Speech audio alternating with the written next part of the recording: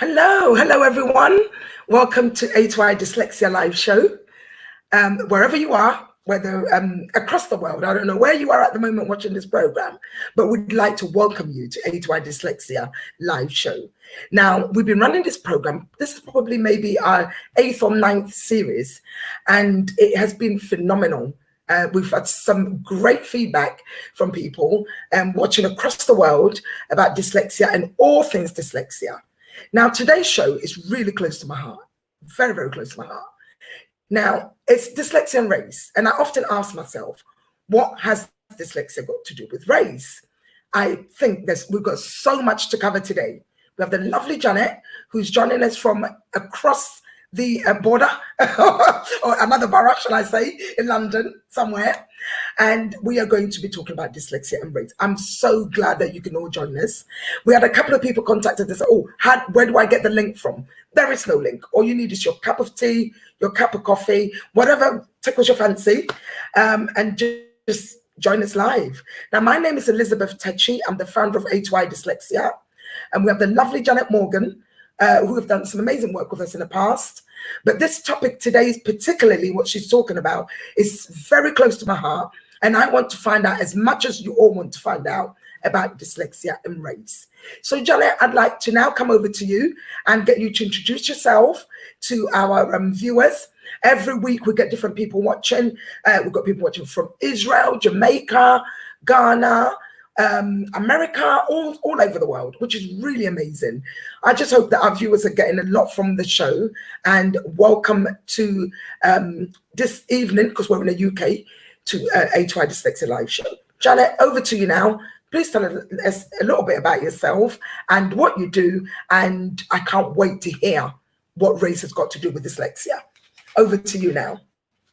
Well, hello to everybody all over the world. Big up the Jamaica Massive. I've got to say that first of all. And also hello to everybody else. I'm sorry, that's my very conscious bias and I'm owning it.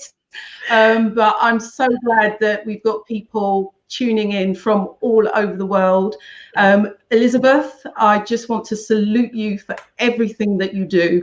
I know that you do so much behind the scenes and do not get your due recognition. And I really want to thank you for all that you're doing, because you are, as you know, I call you the OG when it comes to the work that you're doing. So thank you so much for inviting me back. It's an honor to be back.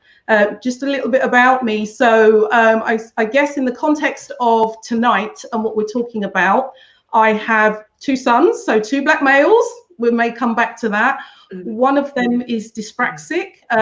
One of them is what we call neurotypical, so no learning differences, no neurodivergence, but one of my sons is. So I bring the perspective of a parent to the conversation tonight, but I also have been working in the area of neurodiversity for quite some time. And what happens is a lot of people ask me about, what is it you do, Jannett? What's this neurodiversity? What's dyslexia? What's dyspraxia? What's that? So what happened in the end, and it was one of your events actually, Lizzie, you invited me to come along and just do a talk about some of the work I did. And there were all these amazing neurodivergent people. So some were dyslexic, some were dyspraxic, etc. on the panel. So I thought, okay, I can't compete with that and I don't want to try.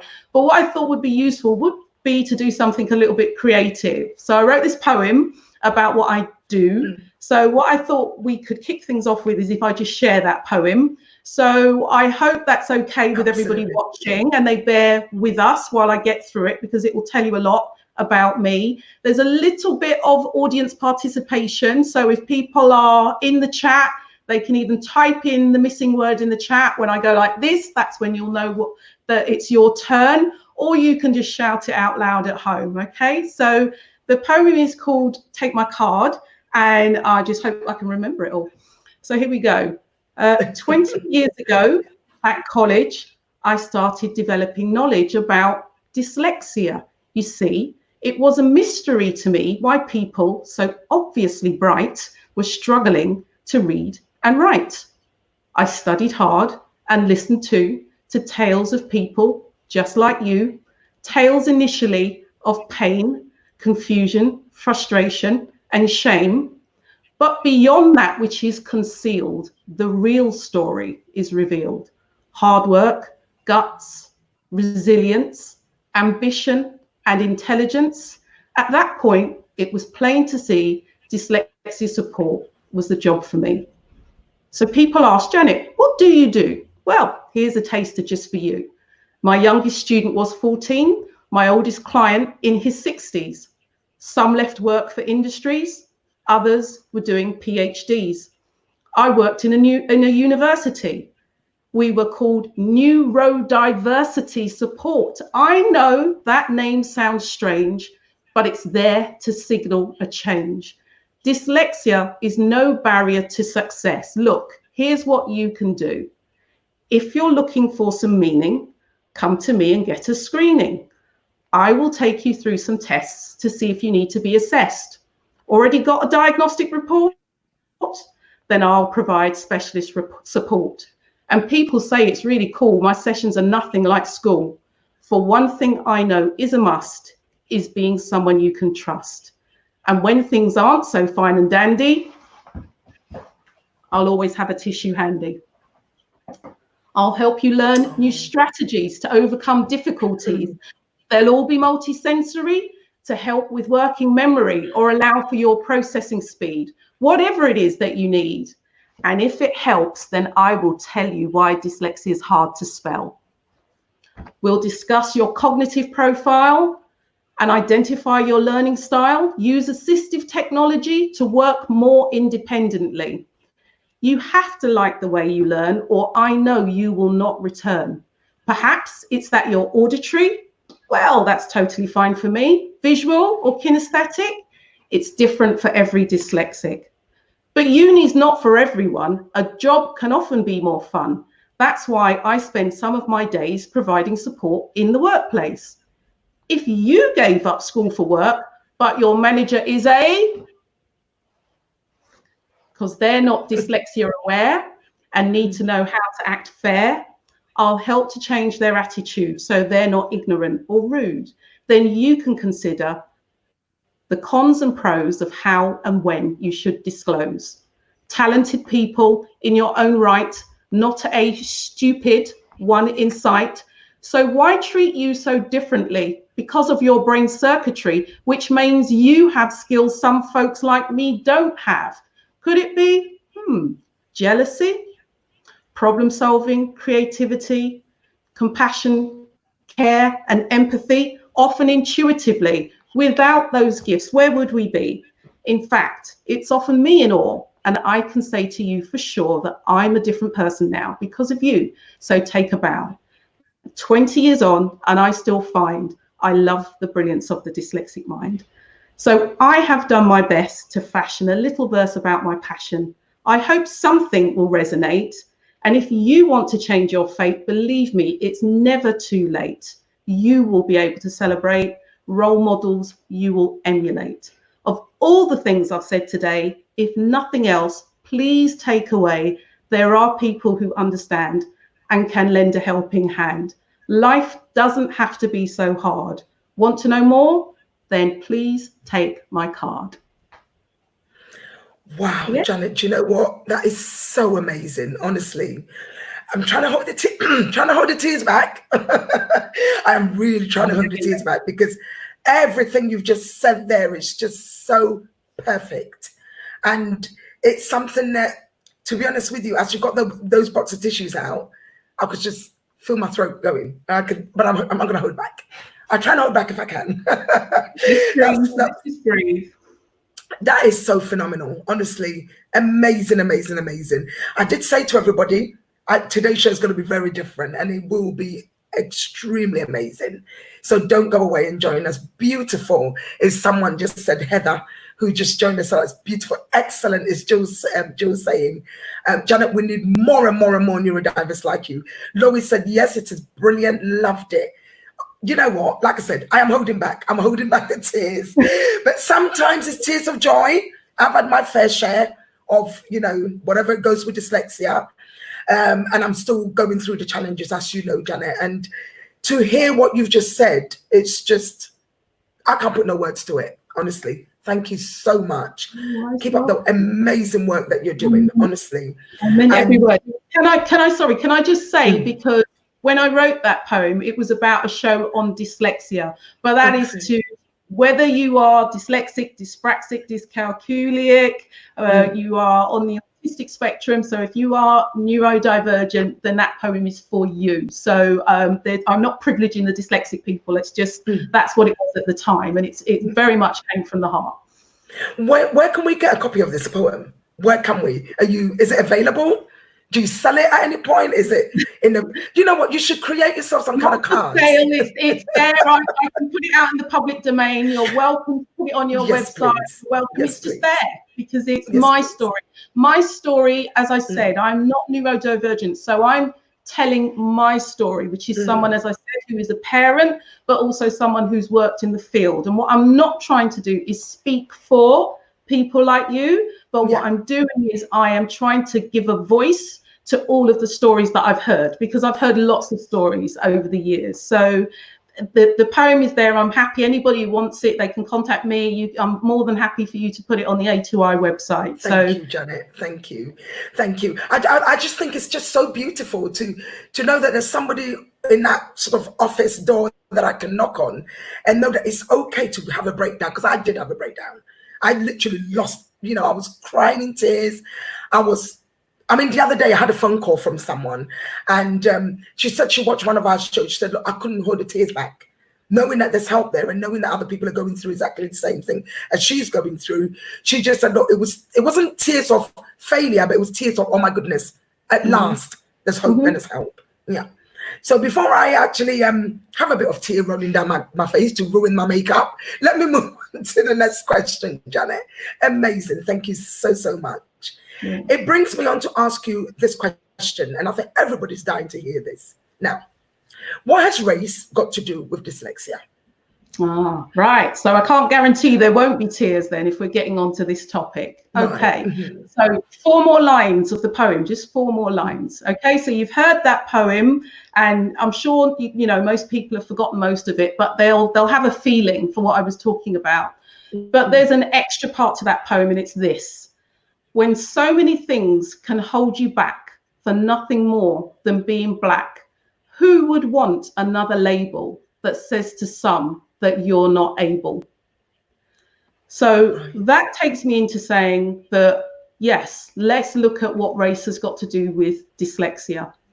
Now, we're at a crazy time, aren't we, at the moment, where we're seeing COVID-19, we're seeing what's happening with Black Lives Matters, and, we're seeing all of the fallout from all of that. So race conversations have been happening in a way that they haven't been happening for a very long time. And so why wouldn't that involve neurodiversity? Why wouldn't that involve dyslexia? So let me say a couple of broad things, and then I'll bring it back into dyslexia and neurodiversity.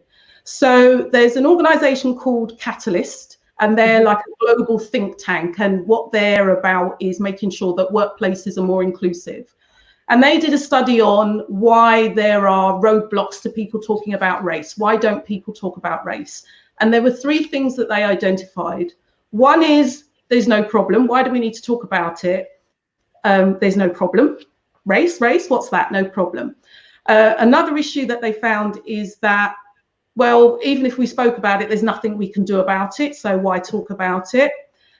And a third roadblock was there are going to be negative consequences if we talk about race. Yeah. So, and that is regardless of your ethnicity. So black people are just as likely to feel those things as white people. Yeah. Yes. This year, what we've seen are 3, what I would say, really significant things coming together. We've had COVID-19, and that has told us about some of the health inequalities of what in the UK are called Black, Asian and minority ethnic communities. They're sometimes called people of color, and sometimes they're broken down into the different groups. So I'm going to just use BAME, although I don't like it, because I know that's what people will understand. So we've talked a lot about a lot of people who are in the front line, working in the hospitals. They're carers, they're bus drivers, they are nurses, they are doctors. people are from those communities and therefore at risk. And that's led to a conversation about health inequalities. Then we had the racist killing of George Floyd, and all of a sudden, suddenly we saw what happens. He's not the first black male to be killed. I hope he is the last. But we saw in front of us what we thought, you know, most people thought would be impossible. So that happened.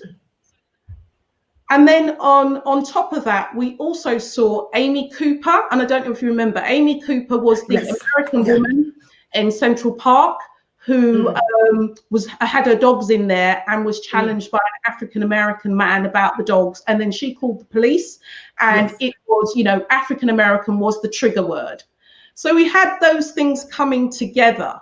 So what it meant was that instead of sort of, you know, often race conversations being closed down, because that is what often happened. These things aren't new, by the way. So all of these things have been happening for many, many, many, many years. But instead of those conversations being closed down, people were starting to put those things together and actually say that racism is not always about the person who is going to kneel on your neck. Sometimes it is, but actually it can be in very subtle ways. It can be, it can sometimes come from people where you would least expect it.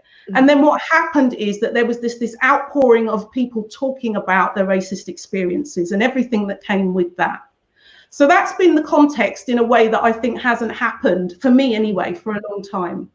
So if we bring that back to neurodiversity now, and just a couple of things, I'm talking about race, and we know that there's no biological basis for race, but we know that groups are racialized. So skin color has meaning. Different groups are racialized into different ethnic groups, and that has meaning. So when we put that together, we put the prejudices that are held against certain groups with power, then we get racism. That is systemic. It happens again and again and again. So a couple of examples in terms of dyslexia. What that then means is that people in positions of power get to decide who gets the screening. They get to decide who gets resource. They get to decide who gets excluded. They get to decide who doesn't get excluded because perhaps they may have a learning difference. So most Black people that I know will not be surprised to hear the conversations about, say, stop and search and some of the things that happen in schools where, you know, young Black males are excluded for what seem like, you know, not major issues. Okay. But, you know, you spend a lot of time as a parent, and you'll spend a lot of time, children themselves will spend a lot of time having to sort of fight off those negative stereotypes that are afforded to them. And if anyone in the UK has been able to see the program, the school that was trying to be anti-racist, to end racism, I'm watching that at the moment. At the moment. So we see that this happens at a very young age. Absolutely. So what I'm saying is, if we look at when there's discrimination on the grounds of visible difference, i.e. ethnicity, skin color, and then we see that we put that together with discrimination on the grounds of hidden difference, so let's say dyslexia, then the impact of that is going to be compounded. And for me as a practitioner, that plays out in assessments, because if you look at the assessment tools, there's bias built into the assessment tools. It may be, it may come out in the way that, as I said, some people get support, some people don't. You had Raheem last time, didn't you? And he was talking about his experiences in school, and actually that he was high potential, but he was not seen as someone that could be pushed. So you see things like that. And in the workplace, you will also see it where there's research around doctors, for example, where they are far more likely to be performance managed. They are far more likely to end up in disciplinary procedures, BAME doctors, than white doctors. So if you have those two things together, what I am suggesting is that it gets compounded. So for me, dyslexia and race can be very much intertwined. And it goes back to what you're saying about the identity. Yes, yes. So I just wanted to kind of stop you there for a minute, Jannett. So do you think that maybe in the education system, because let me talk from my own experience, for example, my son's got ADHD. And I remember when just before I was told he should go for his diagnosis, I think he was on the verge of being excluded. And the first thing they ever said was, what's going on at home? That was the first thing they ever looked at. Rather than this child might have ADHD, let's go and support him in the best way we can. So do you reckon that, I mean, I know that statistically, there's a lot of young Black boys in Peru, there's a lot of Black men in prison, you know, and all the sort of statistics that are out. Do you reckon that because of being Black may be the issue as to why maybe there's a high proportion of young Black boys in Peru? Or Black children in Peru, because we're not looking at the neurodiverse side of things. We're more looking at, oh, look, automatically, this child might have problems at home, or this child may come from a single parent home, or whatever it might be. Do you think that that's why? I'm trying to get this right, and I know what I'm saying makes sense in my head. I think I understand. So I think, you tell me if I've got this wrong, but I guess you are asking me about whether or not you know, stereotypes within school and that young Black males, for example, are seen and positioned, means that, you know, they can find themselves in the criminal justice system. That's right. Yeah, that's the question I'm trying to ask. Yeah. And I know these things are always complex, but what I would say from my perspective is a couple of things. So in 1999, I think it was, we had the definition of institutional racism, and that was on the back of the murder of Stephen Lawrence. So that was then an investigation that was carried out by Macpherson. And that definition was the collective failure of organizations to provide an appropriate and professional service to people based on their color, on their ethnicity, or on their culture. And if you were to ask me, is the educational system institutionally racist, I would say yes. Yes. I would say that the data tells us that there is an overrepresentation of Black males in the criminal justice system.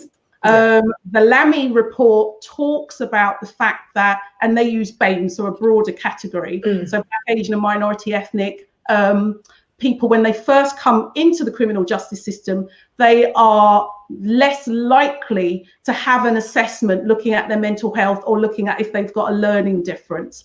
So all the way through the net, you will see that people who are Black, Asian, minority ethnic could slip through the net, and that can start at school. So your questions about, you know, is everything all right at home, rather than, you know, let's look at this. That's not an uncommon thing that I hear from people. I do also want to make the point about over-identification and misidentification, as well as under-identification. So what can happen is sometimes Black children are labelled when they don't need to be. So what we want is accurate assessment. So I think Raheem was talking about the way that he learned when he was a child, and talking about the way that dyslexic people learn in a very multi-sensory way, singing, dancing, rhyming, being tactile. Those things are very familiar to me, and I'm not dyslexic. So sometimes if you have people who don't sit still in a classroom and they are a Black male, all of a sudden they will be problematized. So it's not necessarily that, you know, it can be really useful to say, right, let's look for a learning difference. But it's actually sometimes what can happen is you can get over-identification as well. So I think parents feeling empowered to be able to have those conversations with teachers. And I'm a teacher myself, okay? So I know teachers do an amazing job, but systemically, what we know, or what I've experienced in my profession and as a parent, is that people are very quick to identify young Black males as a problem, as it being behavioural. Right, that's really, thank you so much for that, Jannett. But Ian Solomon has just put, I think it may be a statement or a question, but I'll just read it out. She said, we get you. There is I can't say that word, by the way, everybody. Jannett, maybe you can say correlation, it. Correlation. That's the one. Between neurodiversity and prison population, it's far easier to label us than to look at the insufficient system itself. Yeah. So would you kind of agree with that? Do you think what Solomon is saying? I do, Ian. What I would say is that the research is very limited around this, and this is another issue, that we've got research in different places. So you've got research around, I think, again, there was research to say that, Black, Asian and minority ethnic people make up 14% of the population. When it gets to the prison population, it then goes up to almost 30%. And if you're looking at youth custody, it goes up to 40%. So we know that there is what's called disproportionality. And that just means that if you've got 14% of people in the population, why have you got huge numbers in the prison population? What there is less of is actually pulling some of this research together around assessments in terms of dyslexia, neurodiversity and race. There are some bits of research, and I'm not an academic, I'm not a researcher, but I'm very interested in a lot of the research, but people, and more so in the States, are starting to look at this now. But the issue of looking at the person and what's wrong with the person, and this is regardless of ethnicity, actually, looking at what's wrong with the person rather than looking at what's wrong with the educational system. That's what we're talking about, isn't it? Here's our system. Absolutely. Here it is. If you don't fit in it, then there's something wrong with you. Not actually let's step back and let's have a look at the system and see whether or not it's working right. Wonderful. And I think Amy just joined us, Amy Lancaster. This is really interesting about over-identification and under accurate assessment. I mean, is there anything you want to say about that, what Amy just wrote on there? Yeah, thank you, Amy, for that. So it's something that really interests me. And again, I go back a few years sometimes for these things because we need to learn from the past. And I can perhaps bring in Windrush now as well. Absolutely, if we think about the generation of people who came over from the Caribbean to the mother country, that's what they were doing. The Caribbean, the education system is very much based on the British system of education. Okay, they arrive in the UK thinking that they'll send their children to school and whatever your teacher says is accurate, because that's how it's seen in the Caribbean. The teacher's highly respected, whatever they say is true. A lot of the young children that came at the time experienced the racism of being in a new country, not being able to get, I guess, the support in the right way of a lot of parents, not all, because parents are thinking, well, why would your teacher say that? Yes. But also, what you had at that time is the way that in the UK, neurodiversity, if you like, dyslexia was described and learning difficulties were described, was very, very negative. What you had then were schools for what was called the educationally subnormal. And there was a piece of work that was done at the time by a teacher and a scholar by Bernard Cord, and he produced a very short paper. I'm not going to remember the title, but it was how the West Indian child was made educationally subnormal by the British education system. And what he meant by that is you could go to school and you might have a different accent, and then all of a sudden you were put in what was called an ESN school. So what I'm saying is that now we're trying to change and get people to see positive things about being dyslexic, actually, and it not being a deficit, that actually bring all these added things. But if your experience of the education system is one where it is very negative to be associated with being dyslexic, then you're going to think twice about that. Absolutely. And if you are a parent of a child, and schools are very quick to label Black children, they're very, very quick to do it.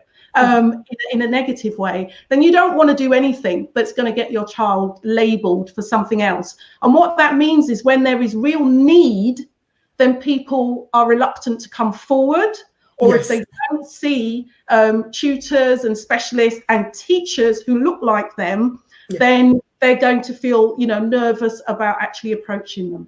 Absolutely. Right. Okay. All the questions are coming in now. So Lois is saying in academic literature, it is known as a deficit. I can't say that word. Look, dyslexia got me today. Deficit. It's fine. We're doing this together. Jannett, you can read it. Yeah. Absolutely right. Deficit. What that means is, theory. What's wrong with Lizzie as opposed to look at all the amazing things. Here you have someone who set up an organization, who has got the most amazing journalistic and broadcasting skills, who is a fantastic advocate, who walks straight into Westminster and Parliament and sits down with all the politicians and actually lays it on the line. Yeah, how can that be deficit?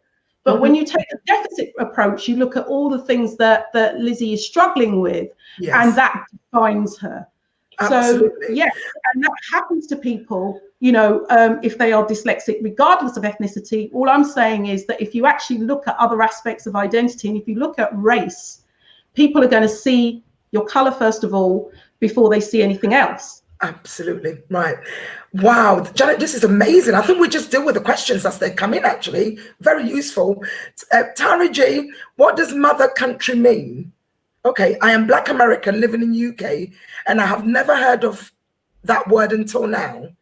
Mother country. Okay. Mother country. So hi, Tara. And that's actually quite an important point, because often, you know, again, people will think that the experience of race is the same in every country, and America, they have got historically their own experiences of race, and in the UK we have our own experiences of race and racism. So the mother country is linked to colonialism. So there was this saying at one point that the sun never sets on the British Empire. So that meant that Britain had colonized pretty much half of the world, and as being a colony, they were seen as the mother country. In other words, you are our parent, oh Britain, you're our parent. So when people were coming after World War II, when they were asked to come and help build the NHS and the transport system, all of the, you know, post-Windrush, what people thought they were doing, because they were British subjects, and that includes my parents, so they weren't Windrush, but they came after that. They were coming because they were called. They were coming because they were called to the mother country, because the Queen is still to this day the head of state of much of the Caribbean, including Jamaica. So that's what I mean by the mother country. People, that's what people thought they were doing. They were coming to their mother country, where Britain was the mother. Thank you so much, Jannett. Listen, if you've just joined us now, I did say to you today's show is going to be, I mean, there is no word to explain it. Phenomenal. And I use this word all the time. And if you've just joined us, welcome to A2I Dyslexia live show with the lovely Jannett Morgan, who's talking about dyslexia and race. Do you know, I never want this, I don't want it to finish. I really don't want this program to finish, because it's really, really amazing. Like everything we're hearing now, and this should be national, to be honest with you. Everyone should really be engaging and listening to this. This then moves me on swiftly to ask you the next question, Jannett.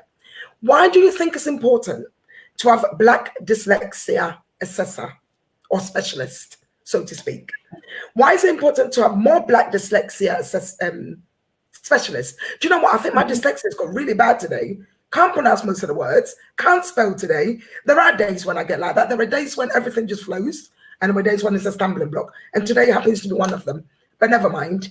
We've put the question on there. But again, that's important, isn't it? Because a lot of people will be asking that question. Why could I spell that word yesterday and I can't spell it today? Absolutely. And again, if we go back to parents, they'll be saying, but you could spell that yesterday. Why can't you spell it today? If you don't have any understanding of what dyslexia is, or if you don't have any understanding of the processes that sit behind that, then you're going to be really confused. So no problem. We're doing this. This is a joint enterprise, isn't it, between us? Yeah. And I normally say to people, what you see live, it is me. That is the real me. If I can't spell it. I am dyslexic, 100% without shadow of a doubt. And these are some of the things. So I never really apologize. So I never really get a bit down about it, because it is what it is. And I think if you are dyslexic, you get it. Someone has asked the question, where do we go for support? But 1 minute, Ian, we'll come to you on that one. So let me try and link those two things together. Yeah. So what I say is that not everybody is going to want a Black tutor. Some people don't care. And that's absolutely fine for them. And I know you've had before, and I've seen it myself. I worked in a university. So often people will say it was that tutor in the university, and that's often a white tutor, that's actually said, go and get that screening, and they've supported them, or they've had that school teacher. So that's absolutely fine. What I can say to you is I'm a member of a couple of the professional associations. And when I go to, so we have annual conferences and various, you have to do a certain amount of training every year. Whenever I go to a conference, and I say this every time, and if there are people listening who know me, they know what I'm going to say. I walk into a room and I always say, let me see if I need the fingers on both hands to count the number of people in here who look like me. And in 15 years, I've never needed the fingers on both hands. Now, why do we need more people? Because, as I say, had this year not happened, we wouldn't be talking about race in this way. It would have been shut down. Okay, you would have been said, Janet, you've got a chip on your shoulder, or, you know, people would just be too uncomfortable to talk about race. I know because I've done it. You know, I know I've delivered training on dyslexia and race. And what happens is people go very quiet publicly. What happens privately is people email me.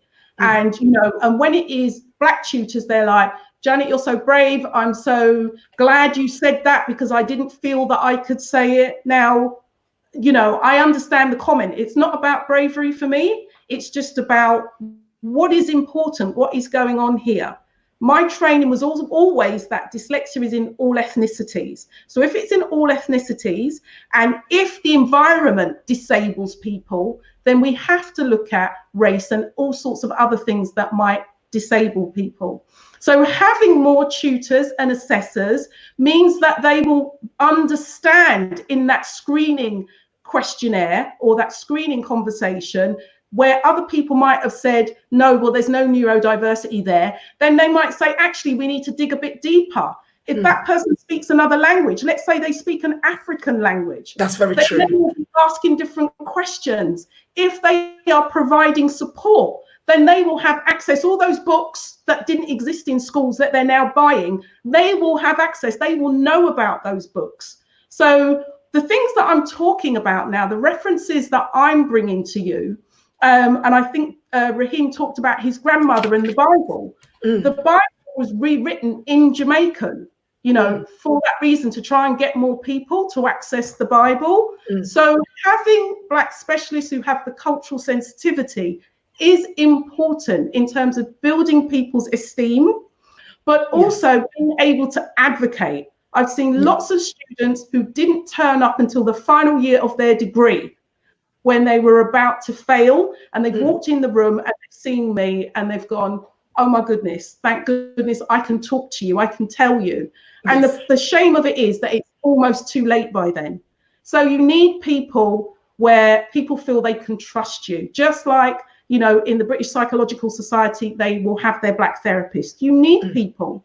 You need people that do that. Ian asked about support and where can you get support? So it depends on where you are in terms of your life. And I'm not sure if he means general support or whether he means working with... Ian's one of our clients from many, many years ago. He's also done some talk for us. I think what he means is, where do we go for support in terms of maybe dyslexia and race, or dyslexia and being Black? I think that's what he's trying to say. But you know where we are. But Jannett will tell you where you can go. You know, Ian, and it's been my privilege to work with you, Lizzie, and we've done a couple of courses together, we've done a couple of talks together, and my view is actually that you've got to bring those two things together. So there are times where people are going to want to work with someone who is, you know, a Black tutor or an assessor, a workplace coach, but that won't necessarily be forever. And it's really important that white professionals also have the cultural intelligence. That doesn't mean to say that they're going to know what it's like to walk in the shoes of a Black person, but they do need to have some understanding of the systemic racism. So if someone comes to you and says, I think that I am being discriminated against, not to just completely say, well, you know, no, you're just reading too much into it, or actually looking at where there are stereotypes. And the one that I use, it's a very obvious one, but the one that I use is the stereotype about Black people being always late. And then actually looking at time management being an issue. if you have dyslexia or dyspraxia. So what is it going to be? Is it going to be the stereotype, or do we dig a little bit deeper and look at what else might be going on? Right. I think Ian was on, brought a question in earlier. I think he said he's looking for admin support. Where can he get one? Ian, you can always apply for access to work support. You can go online and apply for access to work. If you're struggling online, you can always ring them and they'll be able to kind of guide you and help you to fill in the form to get your support worker, if that's the case. That's something that I think in later on we'll be talking about in the show, but you can actually do that. Or give me a call tomorrow and I'll be able to maybe, direct you to the right place. I'm always available to support people of, I don't want to use the word people of color. I like black. I like saying black people. Yeah. But and Lizzie, you help people of all backgrounds, because that's the next thing. People say, well, if you talk about race, that means that, you don't care about anyone else. I've seen you help people of all backgrounds. And what we need are more Lizzies as well. We need more A2Is because the demand is there. And I know that often you're doing this and working till all hours of night without very little resource and recognition. So you'll get funding and it will be for a short period of time, and then you've got to start all over again. So what we also need is where people are out there doing the work, they need to be supported, and you absolutely need to be supported for the work that you do. And there are other people out there as well. I know it's not just us, and I'm sure there are some people on the call, I've seen some of them come up in the comments, who are out there pushing for this. So it's about bringing all those things together. It's really, I think I'm actually going to let our studio management know that today I think we're going to go for an hour, if that's okay, because I've got 3 more questions, which I think is really important. And I think is great for us to cover the show today. If an hour is too long for someone to watch, you can watch half an hour for now and watch half an hour for later. But I think it's really important that we carry on and not stop at 45 minutes.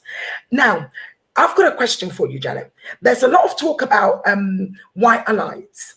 How can white people, how can white people be allies when supporting black people with dyslexia? The question will come up. So just in case I haven't put that in the right content, I think it will come up. There we go. That's the question right there. So there's a lot of talk about now about white allies. How can white people be allies when supporting black people with dyslexia? So that's the question. That's the next question for you. So I guess my response to that, and again, what we've seen as a result of Black Lives Matter is a lot of apologies, not just from individuals, but from organizations and institutions. So I do a lot of work, as I said, in higher education in universities. A lot of universities are coming out and they are holding their hands up for not doing more around racism. Okay, so I'm very interested in what happens at an organizational level, because what individuals do is important, but what organizations do is what keeps things happening again and again and again. Absolutely. So in terms of white allies, so there are lots of, as I said, there are lots of tutors and assessors who are white who are doing amazing things. What's happened with Black Lives Matters now is an acknowledgement that what people have said has been happening to them has been happening to them. Yes. And what usually happens, remember I said to you, the 3 reasons why people don't want to talk about race is because they're worried about the consequences and they feel nothing will change. And so what's happened is that a lot of white people have felt very uncomfortable about the discussions around race, sometimes felt a little bit guilty, felt like they don't know what to do. And the term that's often used for that is white fragility. There's all these terms that are coming out now about privilege and fragility. We won't talk about them now, but that's the kind of space that I work in outside of dyslexia. So what you've got are a lot of white people now are saying, what can we do? What can we do? What can we do? What I would say is this: in the first instance, just like I have had to learn about dyslexia and neurodiversity, you are going to have to go on your own learning journey about race. And you're going to have to, part of that journey is to say that actually it's not just about what I call the baseball bat racism. It's not about the kneeling on the neck of people. It's about what's called the microaggressions, the little things that are said in the workplace, the things where people have to change their name because people say they can't remember what their name is, where they're not invited to certain things, where there's office banter and it's overlooked or no one stands up for it. People in positions of power are going to have to start to look at why do we have lots of people who are Black are in low-level jobs, but the higher up the organisation that we go, we see fewer and fewer of them? Yes. Within dyslexia and neurodiversity, having the conversation, being white allies, supporting Black specialists who are saying, right, okay, there's cultural bias in some of those tests. So it's really important that we do more training for tutors and assessors around bias, whether that is conscious or unconscious. So one very clear example I can give you is I am a member of the Association of Dyslexia Specialists in Higher Education.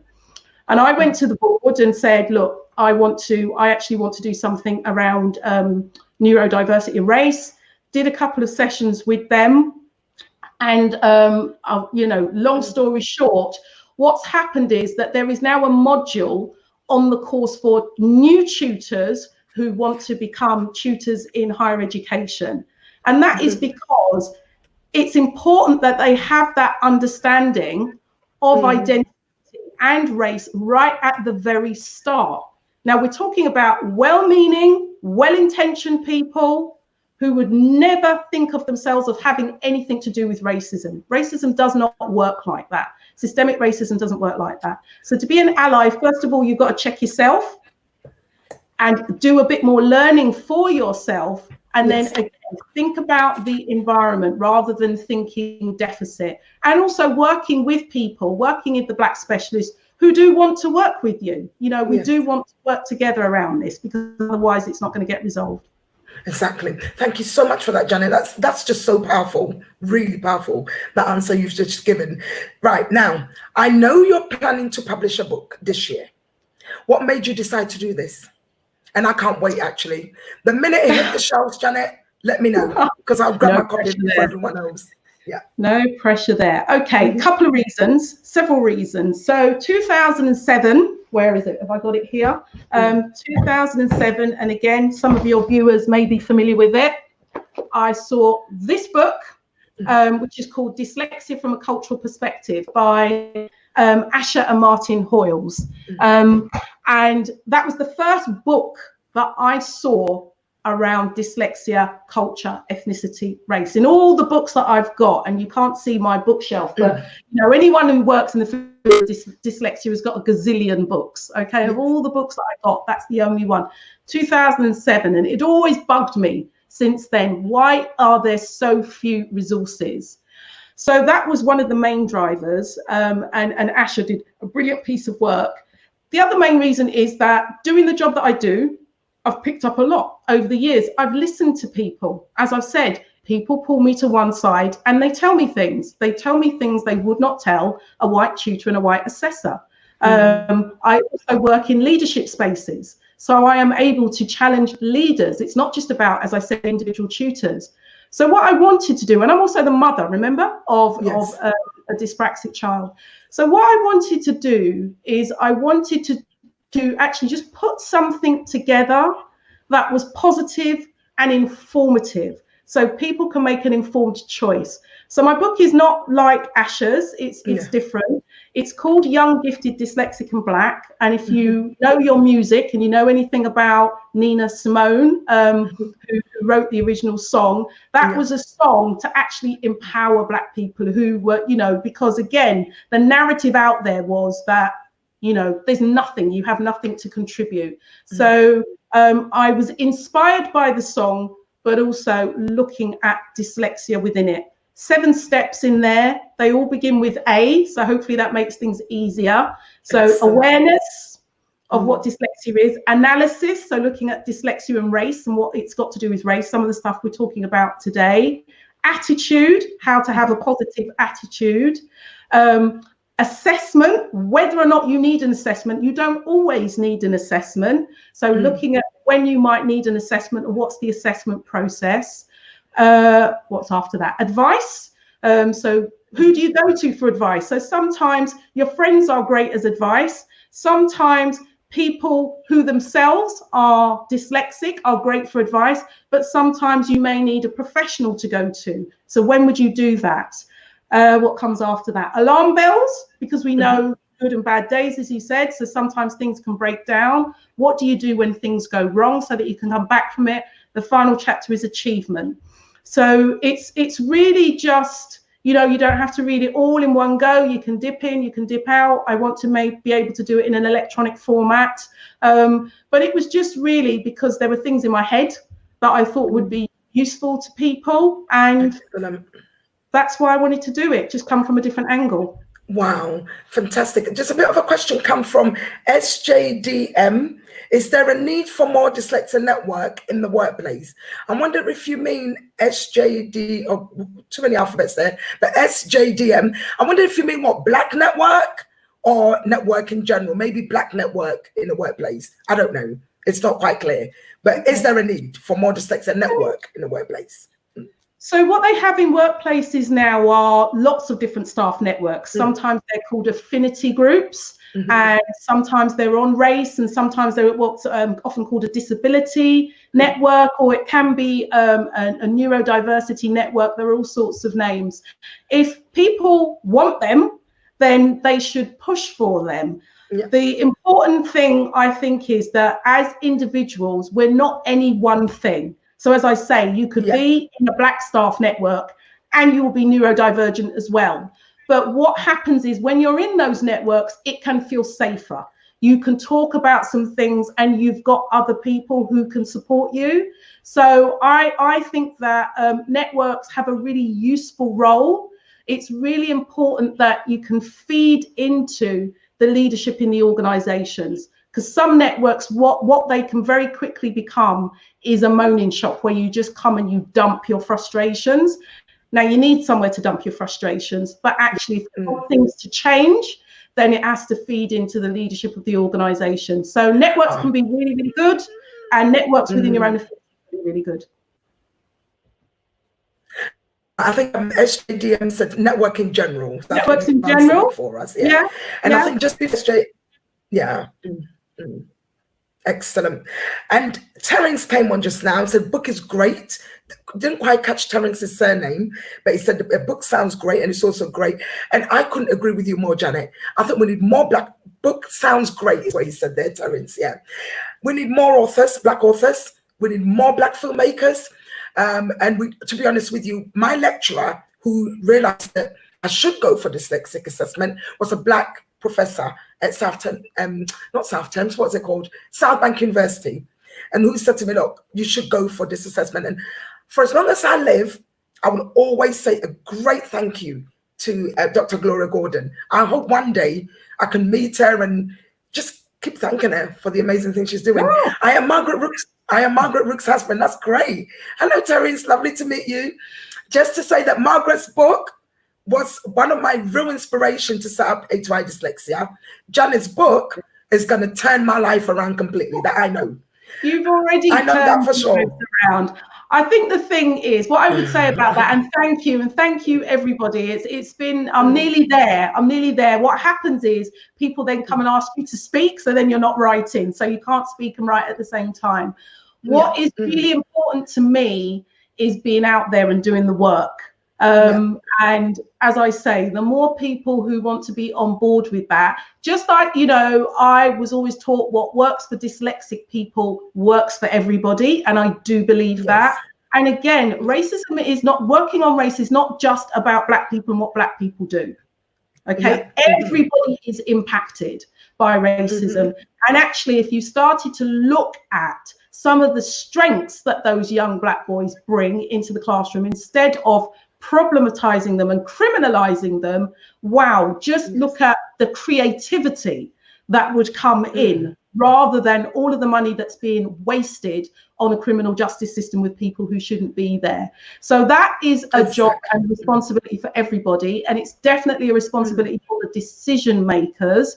So I think people need to be supported, because you and I both know, and I know for a lot of Black teachers and professionals generally, this is a job on top of their day job, because they just are so desperate to make sure that people don't slip through the net. So they do their day job and then they do the stuff. Their phone is always available for people to ring them. They're doing all of this stuff on top and trying to look after themselves. So there's a huge lot of work that goes on behind the scenes that doesn't get spoken about. And I'll speak about it because I don't care.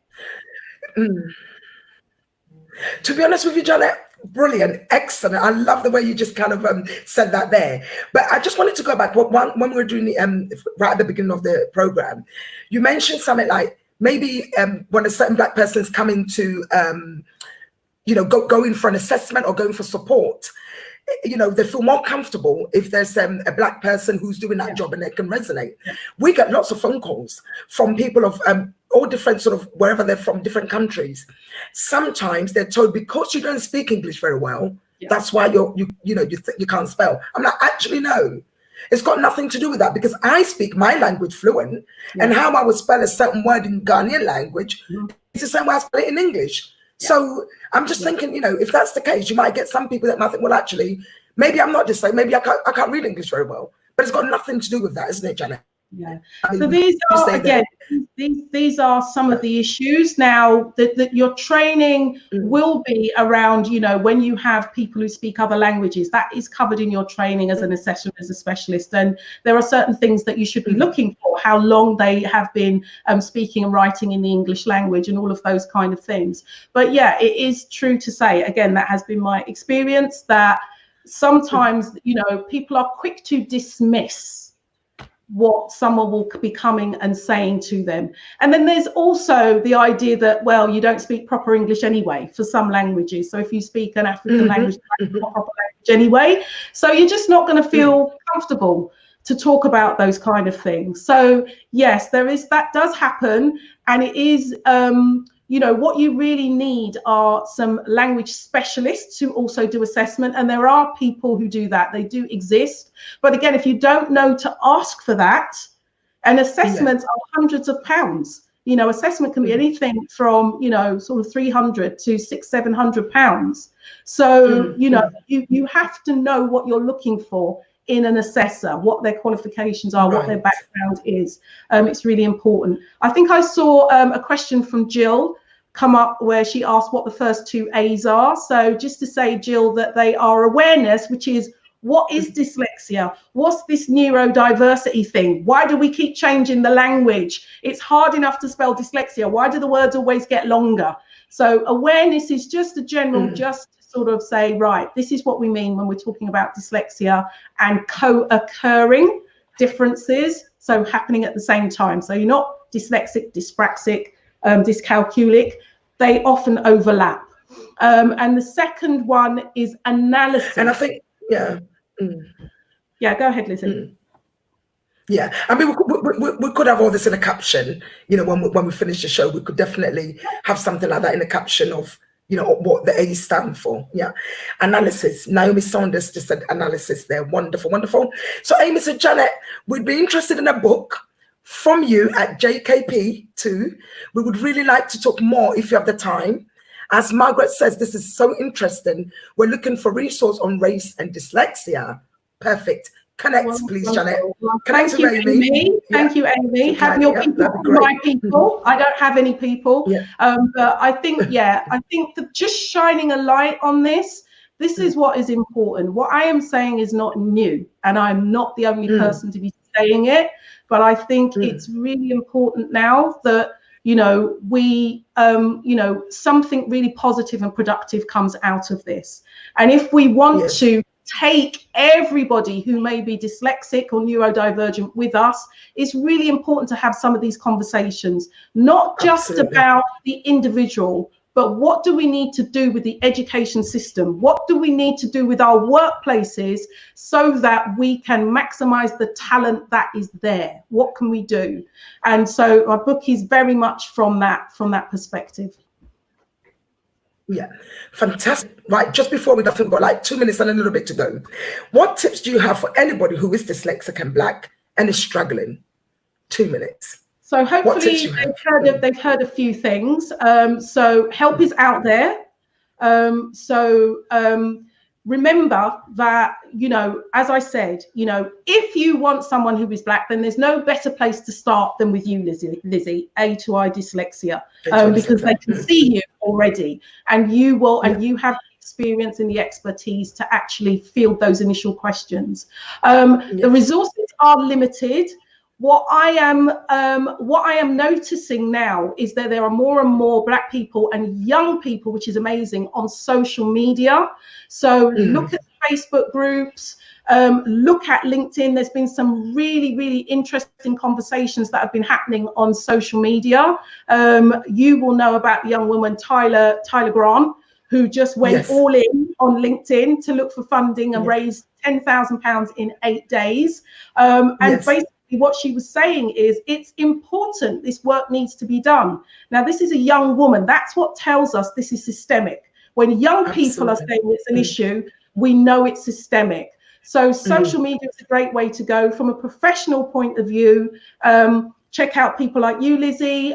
You will have my email address. So people can email me. It's always a little bit challenging to respond to people, but you can always email me and I'll do my best to steer people in the right direction. Wonderful. And I'm sure Jannett and I will be back again at some point, a part 2 of this conversation. Loved it, Jannett. Thank you so much for your time, for joining us today. Thank you, Lois. Thank you for today. Great questions. What can we do? Question mark. Fantastic question. I did say phenomenal, and I was writing using that word. Don't ask me to spell it because I can't spell phenomenal today. However, join us next week.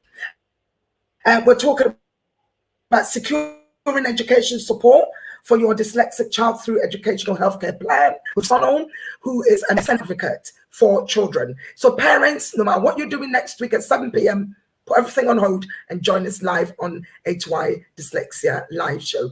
Jannett, thank you so much. If anybody's got any more further questions, do drop those questions for us and we'll be happy to pass it on to Jannett. We'd love to share Jannett's details with you as well. You can contact her or you can contact us. And so many people are saying, thank you, Jannett. I just want to bow and say thank you. Thank you. Sometimes you feel like you're talking to yourself. So this just is a reminder to me that yes, that people are out there and they're hearing and they're needing. So fantastic. Thank you all. It's been my absolute pleasure. Thank you so much. Have a fantastic time. Andre Patterson, thank you, ladies. I think he also came on earlier and said powerful conversation. Thank you, Andre, for joining us today. And no matter what question it might be, if you're worried, if you need support, if you want to talk to us about dyslexia and race, do not hesitate to drop us an email. We've got a business WhatsApp where you can send us a message. If you can't type it all, you can speak to it. Jannett, a book publisher wants to link with you. Please do for your second book, if you can. And yes, we're back next week with Sonal to talk about educational healthcare plan, how you can win for your child to have all the support they need at school. Thank you for joining us, Marcia. Just come on to drop a message. I just want to say, have a wonderful evening and see you all next week, same time, same place. Take care. Bye-bye for now. Take care. Bye. Bye-bye. Bye.